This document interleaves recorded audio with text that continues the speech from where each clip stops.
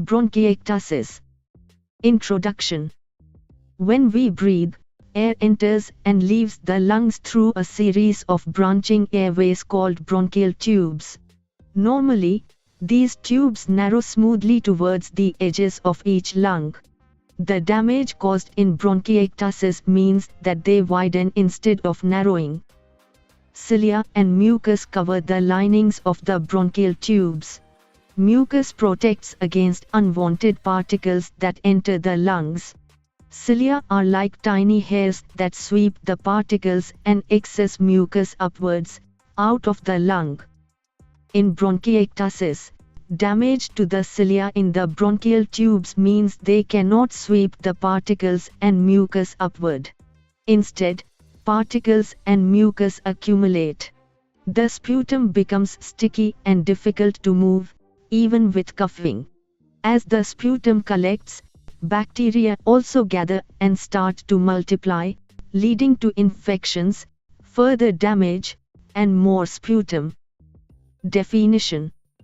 Bronchiectasis is a chronic, irreversible dilation of the bronchi and the bronchioles. Bronchiectasis is a condition where the bronchial tubes of lungs are permanently damaged, widened, and thickened. These damaged air passages allow bacteria and mucus to build up and pool in lungs. This results in frequent infections and blockages of the airways.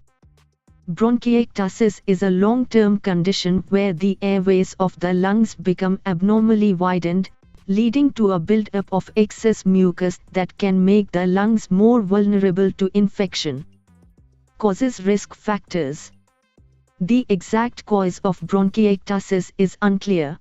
However, damage to the bronchial tubes may occur during an infection or a medical condition. There are many causes that can induce or contribute to the development of bronchiectasis. Cystic fibrosis. Bronchiectasis. Cystic fibrosis, CF, accounts for almost half of the cases of bronchiectasis. CF is a genetic disease that affects the secretory glands. Mucus becomes thick and sticky, so that it clogs the airways, leading to infections and lung damage. Non-cystic fibrosis. Bronchiectasis. Infections. Infections that increase the risk include tuberculosis, TB, pneumonia, a fungal infection, whooping cough early in life, measles, chronic obstructive pulmonary disease, COPD. This is a long-term condition that involves inflammation and damage to lung tissue and a narrowing of the airways. This can make breathing difficult. Antitrypsin, A1AT, deficiency. This is a genetic condition that can lead to lung and liver problems. It can involve gastroesophageal reflux, microaspiration, and difficulty swallowing. Young's syndrome. A person produces mucus that is unusually viscous. Allergic bronchopulmonary aspergillosis. Some people have an allergy to aspergillus, a type of fungus. Exposure to the fungus can lead to inflammation and swelling of the airways and the lungs. Asthma. Severe asthma, especially if a person also has aspergillosis, can increase the risk. Primary ciliary dyskinesia, PCD, or Cartagena syndrome, KS. This is an inherited condition in which the cilia in the airway do not work properly. They cannot sweep out secretions effectively. This can lead to recurrent infections. Immunodeficiency disorders. These include common variable immunodeficiency, HIV, and AIDS. Chronic pulmonary aspiration.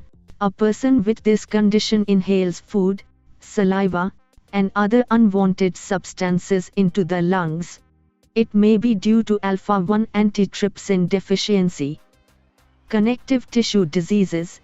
These are autoimmune diseases that include Crohn's disease and Sjögren's syndrome. Blockages.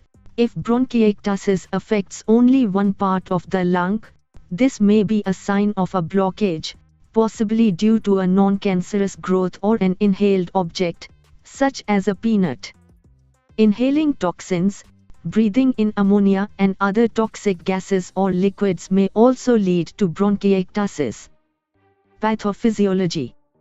The vicious cycle theory is the generally accepted explanation for the pathogenesis of bronchiectasis. In this model, a predisposed individual develops an excessive inflammatory response to pulmonary infection or tissue injury. The inflammation that results is partially responsible for the structural damage to the airways. The structural abnormalities allow for the stasis of mucus, which favors continued chronic infection and the persistence of the vicious cycle. Inflammation. The inflammatory process associated with pulmonary infection damages the bronchial wall, causing a loss of its supporting structure and resulting in thick sputum that ultimately obstructs the bronchi. Distension. The walls become permanently distended and distorted, impairing mucociliary clearance. Collapse. The retention of secretions and subsequent obstruction ultimately cause the alveoli distal to the obstruction collapse. Scarring. Inflammatory scarring or fibrosis replaces functioning lung tissue. Symptoms. In time, the patient develops respiratory insufficiency with reduced vital capacity, decreased ventilation, and an increased ratio of residual volume to total lung capacity. Impairment. There is impairment in the match of ventilation to perfusion and hypoxemia.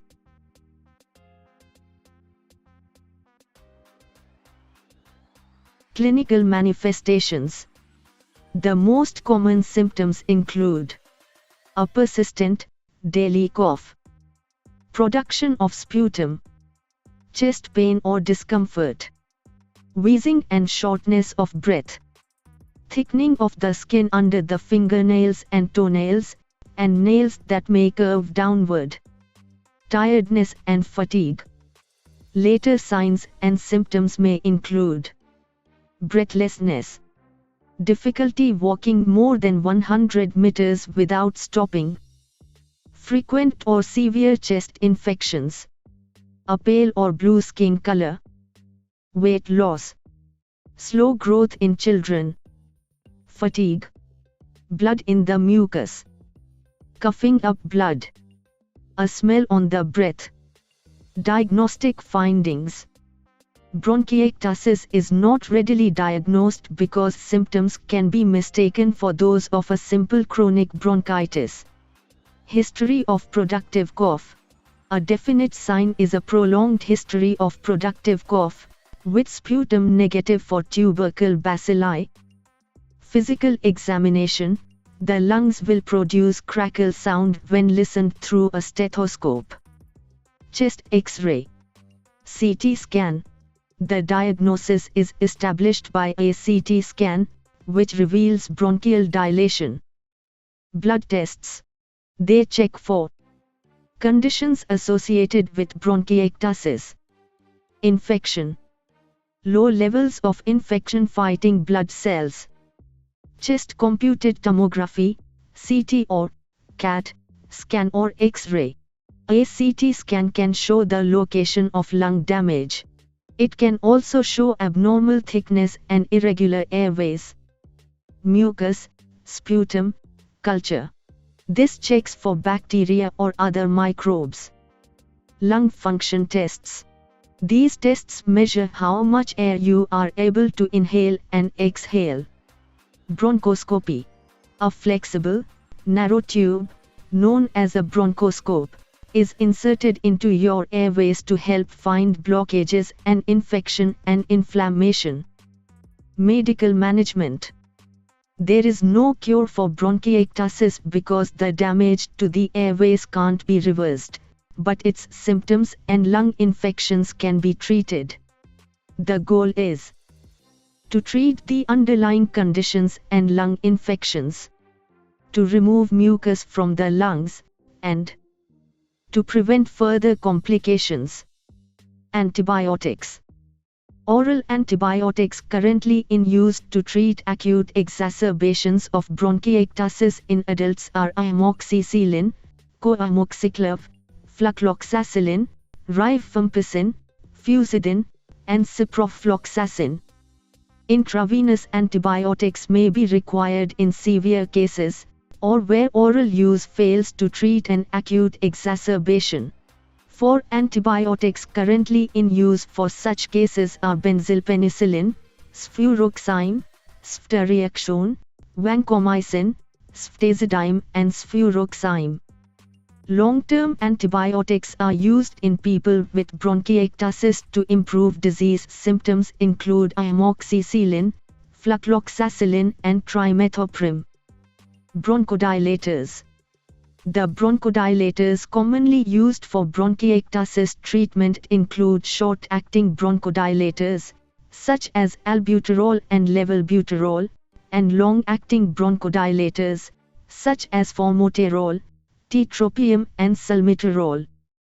Short-acting bronchodilators are used as a rescue medication when there is a need for quick relief of shortness of breath, and long-acting bronchodilators are used regularly to control bronchiectasis symptoms.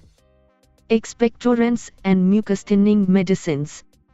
Expectorants or mucus clearance agents include hypertonic saline and inhaled mannitol that keeps the airways hydrated and enhance clearance, and mucolytics such as bromoxine, N-acetylcysteine, erdosine and fudosine and Dornus alpha.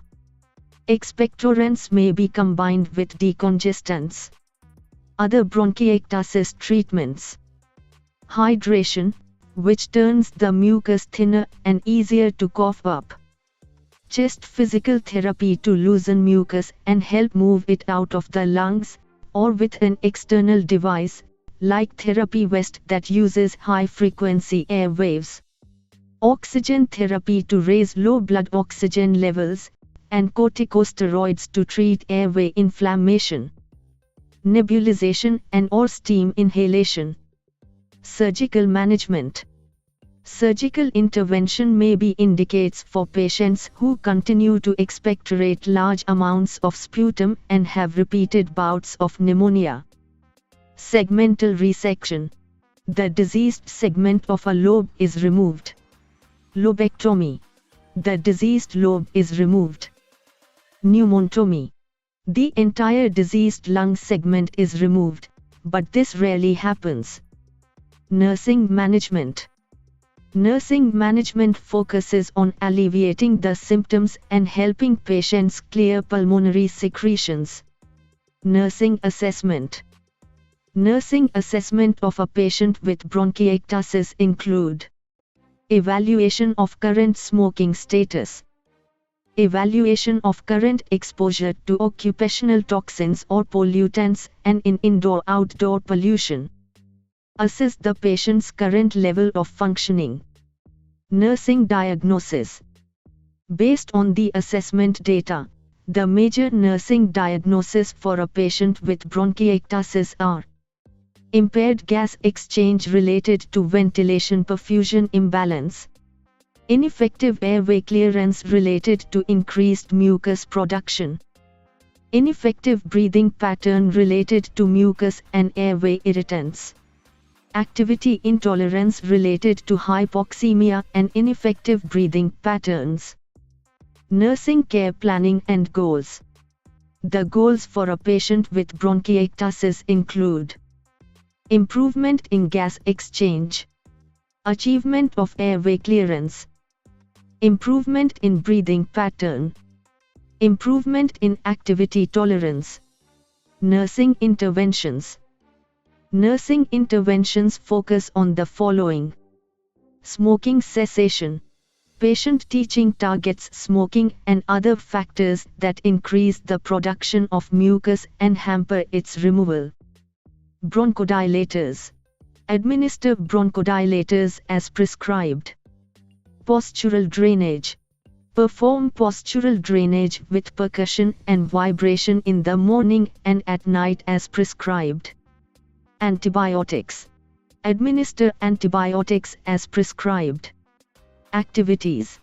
Encourage alternating activity with rest periods. Evaluation.